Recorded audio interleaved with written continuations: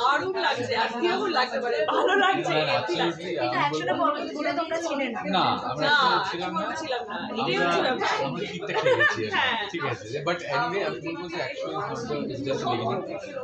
এরপরে যত শূন্য অ্যাড হবে তত ভালো। তিনটে শূন্য থাকবে, ঠিক আছে। কিন্তু অবশ্য আমাদের তো শয়তানি করছি। তিনটে শূন্য অ্যাড হলে আমরা জীবদ্দশায় থাকবো। এনিওয়ে মানে 100 পরে তার আগেই ধরা পড়া পড়ে যাবো, মনে হয় মার্কে বের করে দেবে, তাই তো? এরকম বলতে চাইছো? না, আমরা জীবন থেকে বেরিয়ে যাবো, দেখছি। হ্যাঁ, তুমি বেরোতে পারো। 1 লক্ষ পর্ব শেষ হলে তুমি থাকবে। আমি থাকবো। এই ডিবেটটা আমরা পরে এই ক্যালকুলেশনটা পরে করছি। বাট খুব ভালো লাগছে। মানে ডেফিনেটলি বলছি এই যে আরো এপিসোড হোক, 1000 এপিসোড হোক, এবং যেভাবে সুস্থভাবে আমরা শুটিংটা করছি, একটা যে কোনো কাজ, এটা তো আমরা এই কাজটাই পারি। তো সেই ক্ষেত্রে আমি বলবো যে এই কাজটা যত সুস্থভাবে হবে, যত মজা করে হবে, জীবনটা তত আনন্দ হবে।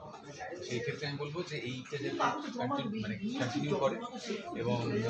এবং অফকোর্স প্রথম থেকেই যখন থেকে ঢুকেছি আমি বলবো যে it has been a very good experience. সবার সাথে যে জেলবেল একটা সুন্দর, শুধু কাজের খাতিরে নয়, অ্যাজ আ পার্সন অলসো প্রত্যেকের সাথে মোটামুটি একটা সুন্দর জেলবেল হয়েছে।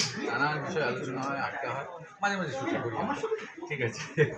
তো it's a good experience all together. আর আশা করবো যে এই এক্সপিরিয়েন্সটা